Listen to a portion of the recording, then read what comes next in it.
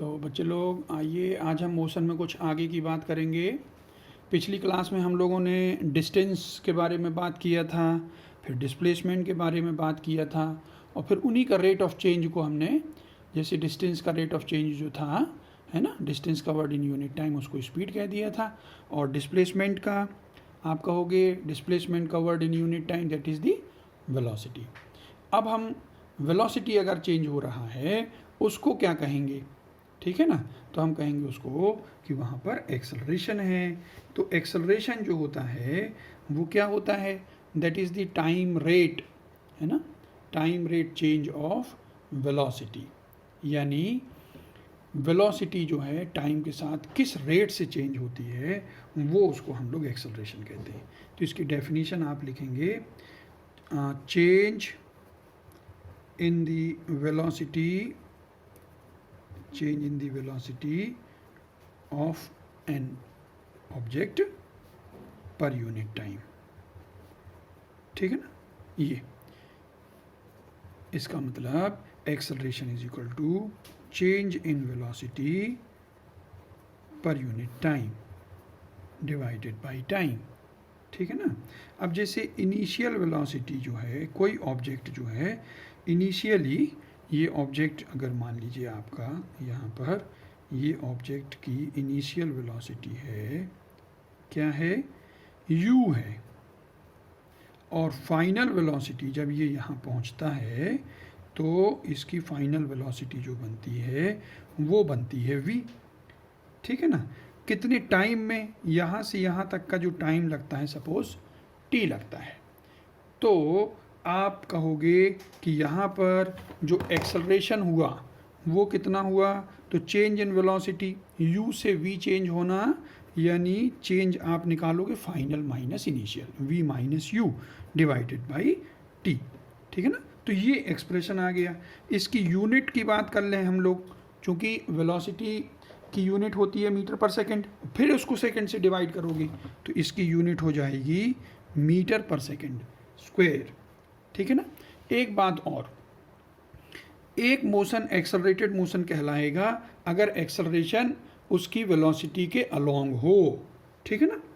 हाँ, इसको आप लोग एक्सेलरेटेड मोशन की डेफिनेशन लिखेंगे, एक्सेलरेटेड मोशन की डेफिनेशन लिखेंगे, if acceleration acts along the velocity, ठीक है ना। इसका मतलब हो गया कि वेलोसिटी इंक्रीजेज विथ टाइम, तो उस ऐसे मोशन को हम लोग एक्सेलरेटेड मोशन कहते हैं, ठीक है ना। दूसरा जो मोशन होगा वो होगा रिटार्डेड मोशन, रिटार्डेड मोशन, ठीक है ना। ये रिटार्डेड मोशन का मतलब होगा कि वहाँ पर नेगेटिव एक्सेलरेशन काम कर रहा है, वहाँ पर डिसेलरेशन एक्ट कर रहा है, ठीक है, वहाँ पर डिसेलरेशन एक्ट कर रहा है। इसका मतलब हो जाएगा कि एक्सेलरेशन जो है वो अपोजिट डायरेक्शन में है। When acceleration is in the direction opposite to that of velocity, velocity के अपोजिट अगर एक्सेलरेशन है, यानी velocity decreases with time, velocity decreases with time, तो ऐसे मोशन को हम लोग डिसेलरेटेड मोशन कहेंगे, रिटार्डेड मोशन कहेंगे, या नेगेटिव एक्सेलरेशन वाला कहेंगे, ठीक है ना। हाँ, तो ध्यान रखना है कि आप कहेंगे एक्सेलरेटेड मोशन वो है जहाँ पर वेलोसिटी के अलोंग एक्सेलरेशन काम करता है, और रिटार्डेड मोशन वो है जहाँ पर वेलोसिटी के अपोजिट काम करता है। जैसे एक्सेलरेटेड मोशन में आप कहेंगे कि एक ऑब्जेक्ट गिर रहा है नीचे की तरफ, तो एक्सेलरेशन भी है ग्रेविटी वाला, तो वो फॉलिंग ऑब्जेक्ट में, फ्रीली फॉलिंग ऑब्जेक्ट में एक्सेलरेटेड मोशन कहलाएगा अगर एक ऑब्जेक्ट नीचे गिर रहा है तो। और वैसे ही अगर हम एक ऑब्जेक्ट को ऊपर फेंक दें तो इसमें वेलोसिटी आपने ऊपर दी है और इसका एक्सेलरेशन जो होता है, देखो इसकी वेलोसिटी और एक्सेलरेशन दोनों नीचे हैं, तो ये एक्सेलरेटेड मोशन हुआ। अब इसकी वेलोसिटी तो ऊपर है लेकिन एक्सेलरेशन नीचे है, तो ये जो हो गया रिटार्डेड मोशन हो गया, ठीक है ना। डायरेक्शन अपोजिट है तो इसकी वेलोसिटी धीरे धीरे कम होगी, फिर ज़ीरो होगी, फिर वापस आएगा। ऐसा हम लोग मोशन अंडर ग्रेविटी में आप समझ सकते हो।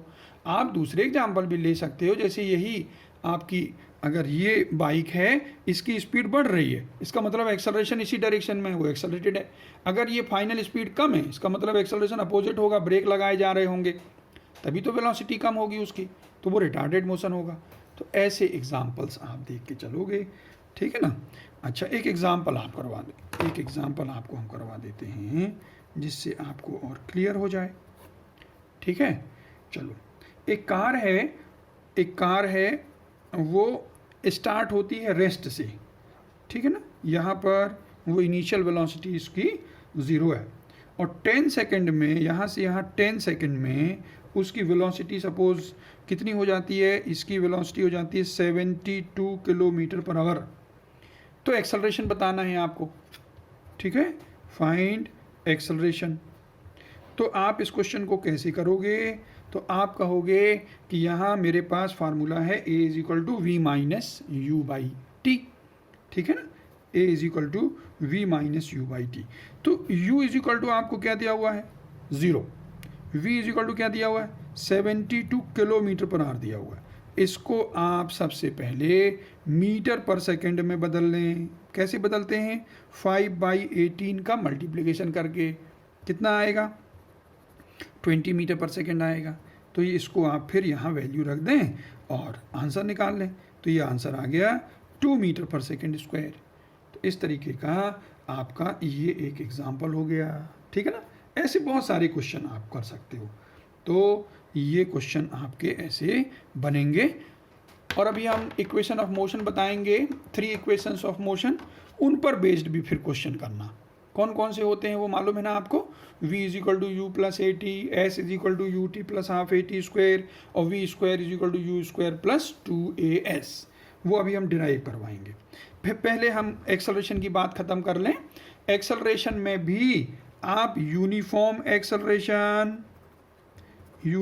एक्सेलरेशन की बात कर लोगे, हाँ, नॉन यूनिफॉर्म एक्सेलरेशन की बात कर लोगे।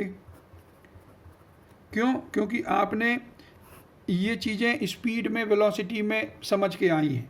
वैसे यहाँ पर एक्सेलरेशन के साथ भी आप इन चीज़ों को डिफाइन कर सकते हो, इन इस टर्म्स को आप समझ सकते हो। क्या है ये, अगर यूनिफॉर्म एक्सेलरेशन की बात करें तो हम कहेंगे कि जो चेंज इन वेलोसिटी है वो इक्वल होगा इक्वल टाइम इंटरवल में, ठीक है ना। Change in velocity is equal in equal time interval, ठीक है ना। टाइम इंटरवल, इक्वल टाइम में एक जो चेंजेस हो रहे हैं, जैसे 5 मीटर पर सेकंड चेंज हो रहा है 1 सेकंड में, तो नेक्स्ट 1 सेकंड में भी 5 मीटर पर सेकंड होगा, नेक्स्ट 1 सेकंड में भी 5 मीटर होगा। तो इस तरीके से वो जो चेंज इन वेलोसिटी है वो कांस्टेंट रहता है। और नॉन यूनिफॉर्म में क्या कहेंगे आप कि चेंज इन वेलोसिटी जो है इक्वल टाइम में बराबर नहीं है, ठीक है ना। चेंज इन वेलोसिटी है ना in equal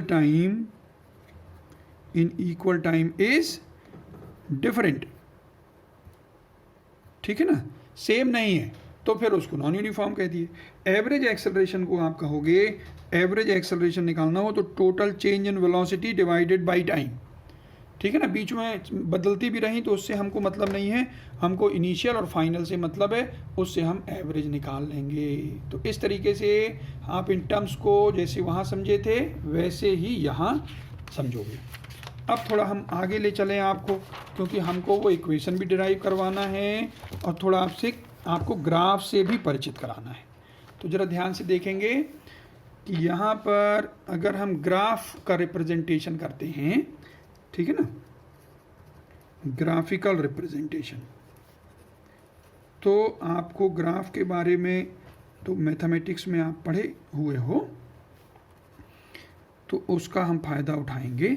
graphical representation of motion, ठीक है ना। ग्राफ क्या होता है आपको मालूम है ना, कि पेजेस में ये ग्राफ का पेज जो होता था उसमें ऐसे ऐसे ऐसे ऐसे आपको हॉरिजॉन्टल लाइंस और ऐसे ऐसे वर्टिकल लाइंस ऐसी बनी रहती हैं।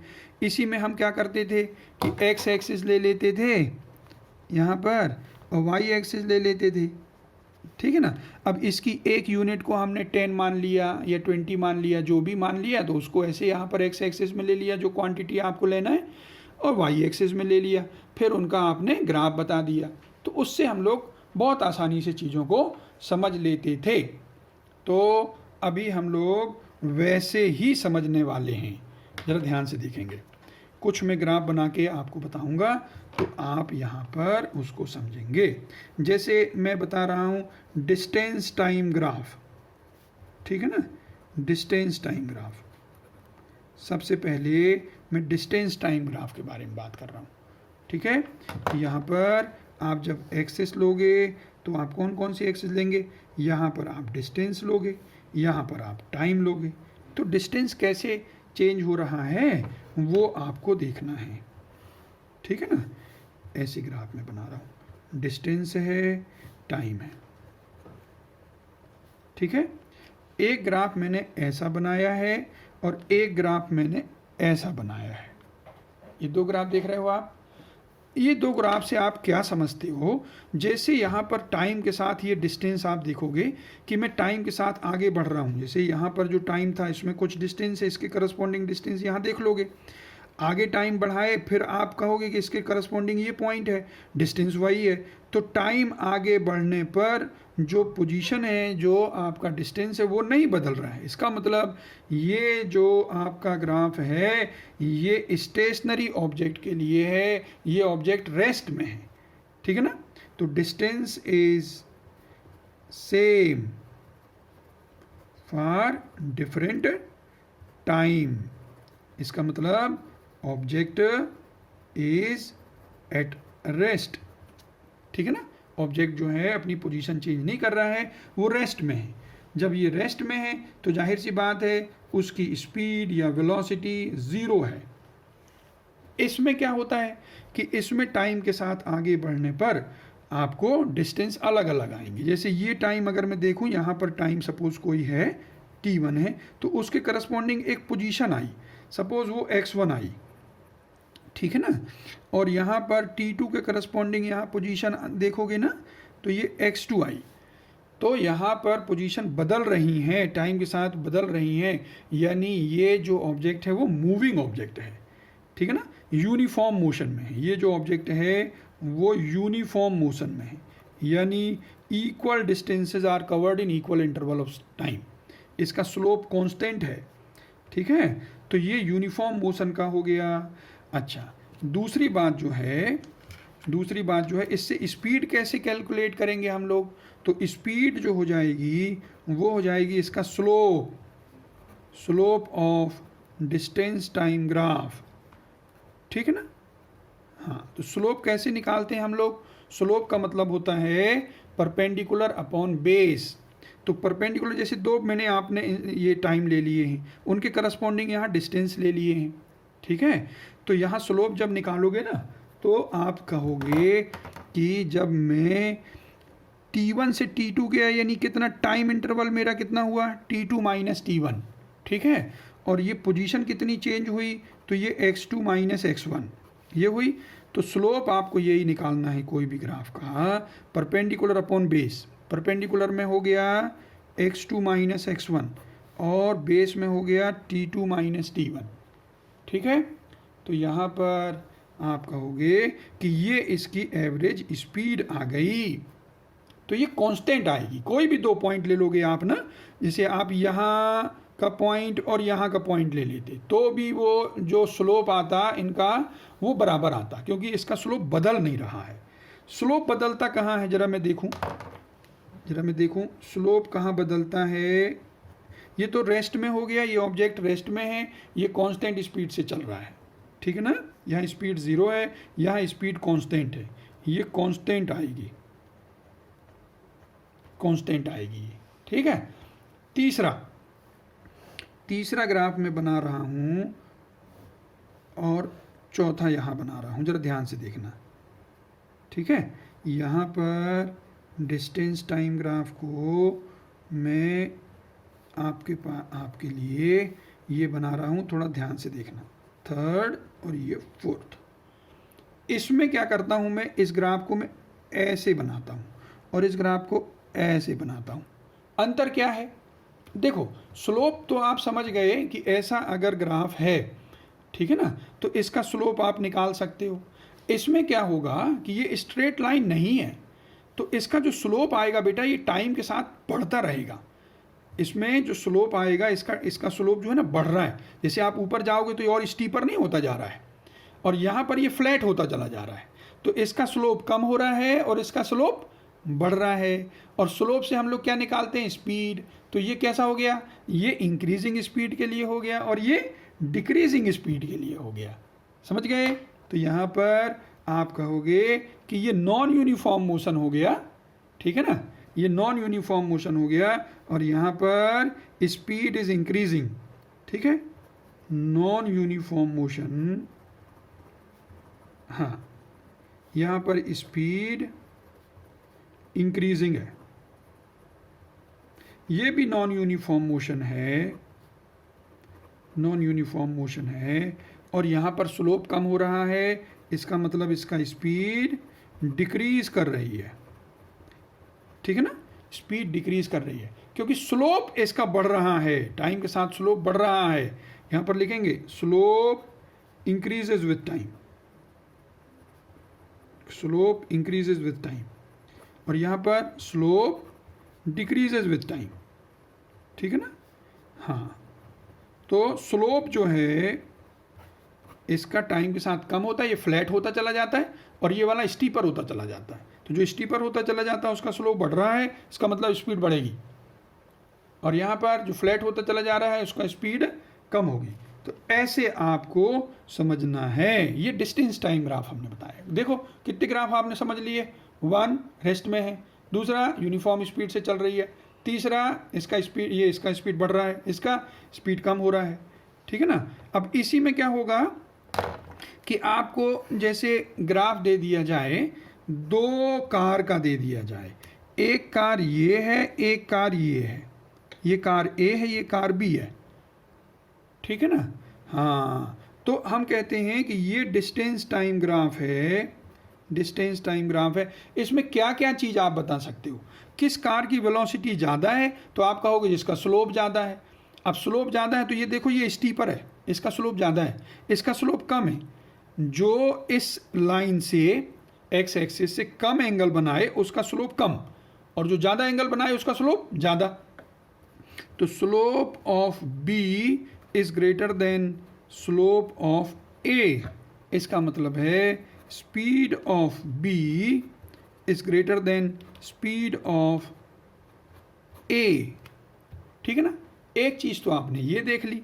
हाँ, दूसरी चीज़ ये है कि ये अगर 0 टाइम पर शुरू हुई है ए, ठीक है ना, तो बी जो है कुछ दूसरे टाइम पर, यहाँ पर सपोज ये T1 टाइम पर शुरू हुई है, तो आप कहोगे कि पहले स्टार्ट कौन लेता है? ए लेता है। बाद में स्टार्ट कौन लेता है? बी। तो पहली चीज़ आपने ये समझी। दूसरी चीज़ जो है आप कहोगे, दूसरी चीज़ मैं समझूंगा, हाँ, कि ए स्टार्ट्स अर्लियर, ठीक है ना, देन बी। बी से पहले ए स्टार्ट होती है, लेकिन बी की स्पीड ज़्यादा है इसलिए वो उसको ओवरटेक करती है। जो हाँ ओवरटेक करती है वो, यानी दोनों की पोजीशन एक ही हो जाती है, ठीक है ना। यहाँ पर ये एक पर्टिकुलर टाइम होगा T2 जहाँ पर बी ने ए को ओवरटेक किया है। तो तीसरा पॉइंट आ जाएगा एट टाइम T2 बी, हाँ, कार बी ओवरटेक्स ए, ठीक है ना। हाँ, और पोजीशन भी बता सकते हो, कितना डिस्टेंस है वो भी बता सकते हो। यहाँ पर डिस्टेंस जो है इस टाइम पर कितना है वो आप बता सकते हो। समझ गए? इतनी इन्फॉर्मेशन आपसे ये ग्राफ से आपको मिलती है बेटा। तो ग्राफ का नॉलेज इसलिए हम लोगों को बहुत ज़रूरी है। उससे क्या है कि सिचुएशन को बहुत आसानी से आप समझ सकते हो, ठीक है ना। हाँ, ऐसे वेलोसिटी टाइम ग्राफ होता है। ठीक है ना। मैंने यहाँ पर ए डाला था, इधर बी डाल देता हूँ, बी डाल देता हूँ, इसको कह देता हूँ velocity time graph, velocity time graph. एक आपको आइडिया मिल जाएगा ना, तो आप फिर क्वेश्चंस को बहुत आसानी से करोगे, ठीक है ना। जैसे वेलोसिटी टाइम ग्राफ के लिए मैं कह दूं कि यहाँ पर ये वेलोसिटी टाइम ग्राफ है। एक ग्राफ मैं ऐसे बना देता हूँ, इधर भी वेलोसिटी लेता हूँ, इधर टाइम ले लेता हूँ, और एक ग्राफ को मैं ऐसे बना देता हूँ। आप कहोगे ऐसे ग्राफ हमने पहले देखे हुए हैं, लेकिन वो डिस्टेंस के लिए देखे थे। मैं कहूँगा यहाँ पर क्या करोगे, तो यहाँ पर आप कहोगे कि ये कांस्टेंट वेलोसिटी है, ये कांस्टेंट वेलोसिटी से चलने वाला यूनिफॉर्म मोशन दिखाता है, ठीक है ना, यूनिफॉर्म मोशन है, ये आप कहोगे। ये जो होगा ये यूनिफॉर्मली एक्सेलरेटेड मोशन है, ठीक है ना। Here velocity increases, velocity increases with time, ठीक है ना। हाँ, और ये यूनिफॉर्मली एक्सेलरेटेड मोशन है, ये यूनिफॉर्मली एक्सेलरेटेड मोशन है। इसका मतलब है कि इसका स्लोप जो है, इससे हम एक्सेलरेशन निकालते हैं, वो कांस्टेंट है, ठीक है। तो यहाँ पर आप कहोगे वेलोसिटी कांस्टेंट है, तो एक्सेलरेशन जो हो जाएगा वो ज़ीरो आएगा, ठीक है ना। एक्सेलरेशन ज़ीरो आएगा, इसका एक्सेलरेशन कांस्टेंट आएगा, इसका एक्सेलरेशन जो होगा वो कांस्टेंट होगा। कैसे निकालोगे, तो आप कोई दो टाइम ले लेना, जैसे t1 और t2, और उनके करस्पॉन्डिंग वेलोसिटी देख लेना यहाँ पर ग्राफ में, ठीक है ना। तो एक्सेलरेशन जो होगा, इनके फिर स्लोप आप कह दोगे, ये जो है स्लोप ऑफ वीटी ग्राफ होता है ना, स्लोप ऑफ वीटी ग्राफ। तो स्लोप जो हो जाएगा ये परपेंडिकुलर अपॉन बेस, तो ये चेंज कितना है इसका, v2 माइनस v1 है, और ये t2 माइनस t1 है। इससे एक्सेलरेशन ऐसे निकालते हैं, इसका एक्सेलरेशन ज़ीरो आएगा। और एक बात बता दूं कि डिस्प्लेसमेंट जो है, जैसे डिस्प्लेसमेंट जो होता है, आपको पता है कि velocity is equal to displacement by time होता है ना, डिस्प्लेसमेंट बाई टाइम। तो डिस्प्लेसमेंट इज इक्वल टू हो जाएगा, डिस्प्लेसमेंट इज इक्वल टू हो जाएगा speed into time, velocity into time आ जाएगा ना। Displacement is equal to velocity into time, distance is equal to speed into time. तो बेटा ये यहाँ पर आप देखोगे कि इसका जो एरिया है, अगर मैं कहूँगा यहाँ पर कि टी टाइम में आप बताओ इसका एरिया कितना, अगर ये वेलोसिटी को मैं v दे देता हूँ, ठीक है। तो आप कहोगे एरिया जो इसका आएगा, ये बेस है इसका t और परपेंडिकुलर हो गया v, तो कितना हो जाएगा इसका ये, हाँ बेस इंटू हाइट करोगे ना, तो इसका आ जाएगा vt। तो यहाँ पर आप कहोगे कि वेलोसिटी टाइम ग्राफ से हम डिस्प्लेसमेंट कैसे निकालें, तो डिस्प्लेसमेंट जो निकालेंगे वो इज इक्वल टू आएगा एरिया अंडर ग्राफ, समझ गए ना, हाँ एरिया अंडर ग्राफ। तो ये एरिया अंडर ग्राफ हो जाएगा, एरिया इज इक्वल टू क्या हो जाएगा यहाँ पर vt, ठीक है। और यहाँ का डिस्प्लेसमेंट भी एरिया अंडर द ग्राफ आएगा, तो वो इज इक्वल टू हो जाएगा हाफ इंटू, अगर ये ज़ीरो से टी टाइम तक गया है, ज़ीरो से ये टी टाइम तक गया है, और यहाँ वेलोसिटी v हुई है, तो इसका जो एरिया होगा बेटा वो half into base into height ऐसा होगा, तो हाफ इंटू वी होगा, समझ गए।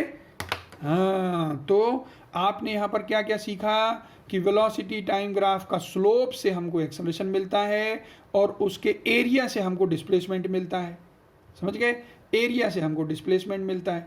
तो आपको अगर ये चीज़ें दी हुई हैं, है ना, और आपको डिस्प्लेसमेंट पूछा है, एक्सेलरेशन पूछा है, तो आप घबराना मत, आराम से निकाल लेना, ठीक है।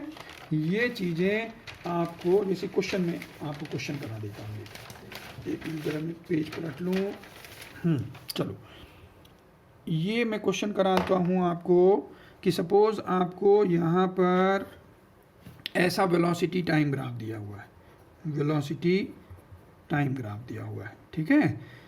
आप बताना ये 20 मीटर पर सेकंड है वेलोसिटी, मीटर पर सेकंड, और आपको 10 सेकंड में आपको बताना है, हाँ 10 सेकेंड में डिस्प्लेसमेंट कितना हुआ, डिस्प्लेसमेंट इन 10 सेकेंड्स।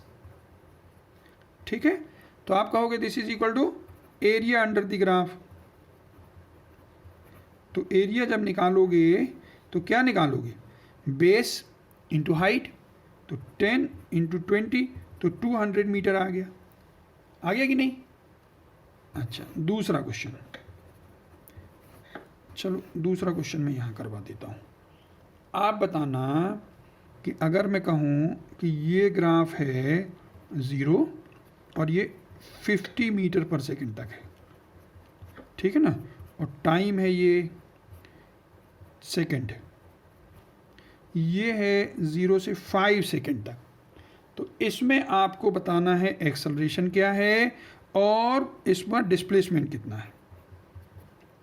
तो आप कहोगे एक्सेलरेशन के लिए मुझे स्लोप निकालना है, स्लोप यानी परपेंडिकुलर अपॉन बेस, तो परपेंडिकुलर कितने का हुआ, 50 का हुआ, और बेस कितना का हुआ, 5 का हुआ, तो 50 अपॉन 5, ठीक है, ये इक्वल टू स्लोप आ गया, तो ये 10 मीटर पर सेकेंड स्क्वायर आ गया।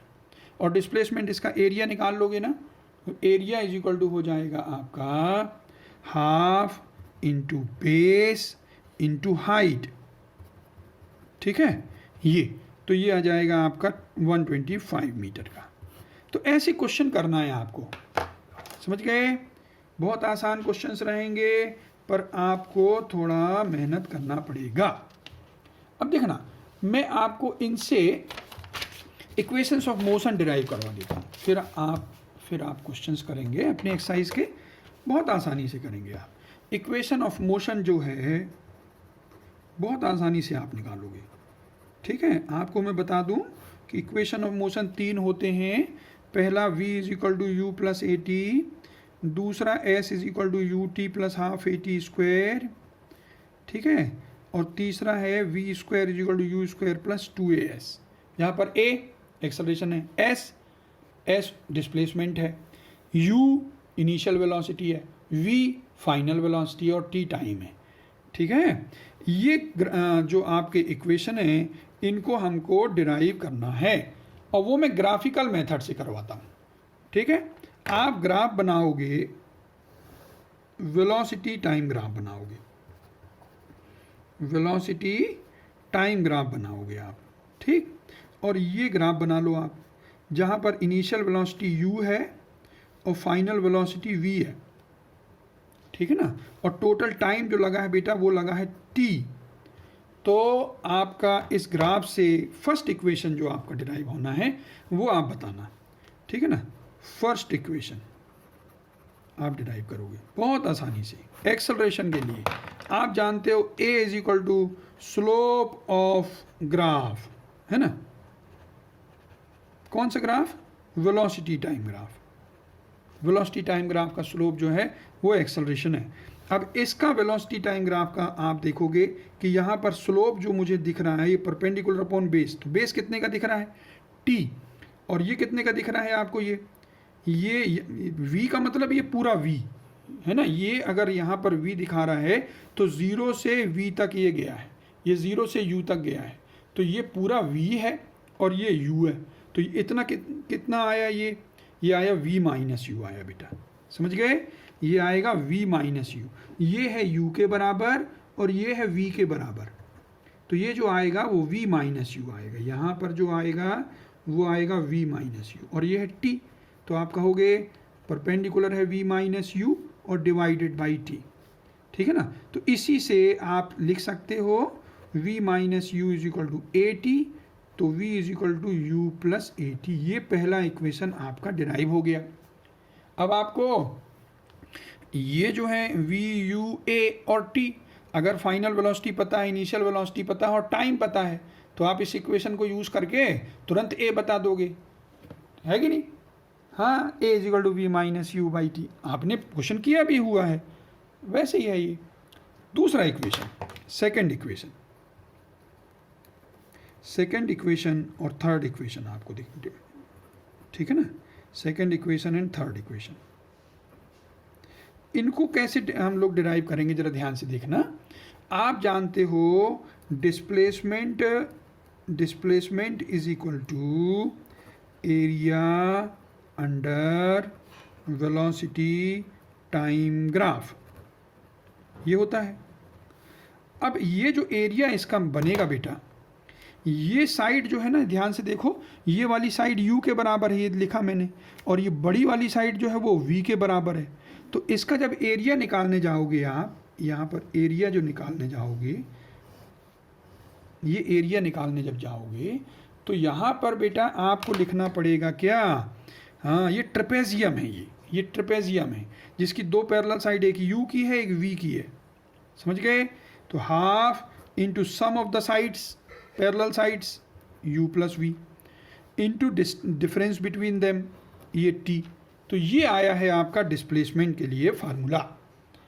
अब मैं कहूँगा कि इस डिस्प्लेसमेंट में आप v जो है उसको u प्लस ए टी लिख सकते हो, आप v जो है उसको u प्लस ए टी लिख सकते हो, ये v को मैंने u प्लस ए टी लिख दिया। और आप इस t को, अगर मैं इस v की वैल्यू ना रख के t की वैल्यू रखता तो t इज इक्वल टू यहाँ से क्या आता, बताओ यहाँ से देख के, v माइनस यू बाई ए आता, t की वैल्यू यहाँ से आती v माइनस यू बाई ए आती ना।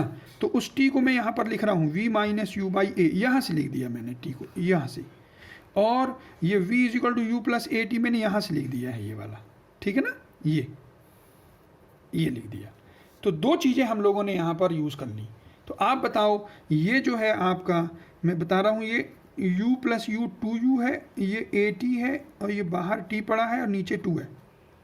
इधर ये v माइनस यू और v प्लस यू है, ये देख रहे हो आप, v प्लस यू और v माइनस यू, ये दो हैं। तो इनको जरा सॉल्व करोगे तो ये क्या आएगा, a प्लस बी और a माइनस बी का मल्टीप्लिकेशन क्या हो जाता है, a square minus b square हो जाता है कि नहीं, हाँ। और ये जो हो जाएगा, अब इसको जब ब्रैकेट को मैं छोड़ देता हूँ ना, 2u और ये t है, 2u t है, और ये a t स्क्वायर है डिवाइडेड बाई 2, इनको अलग अलग कर लूँ तो ये 2u t बाई 2, तो u t बचेगा, और ये हाफ a t स्क्वायर बचेगा। यहाँ पर इसको थोड़ा सा ऐसा लिख देता हूँ मैं, v square is equal to u square plus 2as, ये 2as हो गया, ये v square is equal to u square plus 2as हो गया। तो ये है आपका सेकंड इक्वेशन, ये है आपका थर्ड इक्वेशन, ठीक है। तो इन पर बेस्ड आपको फिर क्वेश्चन करने पड़ेंगे, और अगर क्वेश्चन में ग्रेविटी आ जाता है तो घबराना मत, ठीक है। मोशन अंडर ग्रेविटी आ जाता है, अगली क्लास में हम लोग मोशन अंडर ग्रेविटी के क्वेश्चंस जो हैं वो भी कर लेंगे।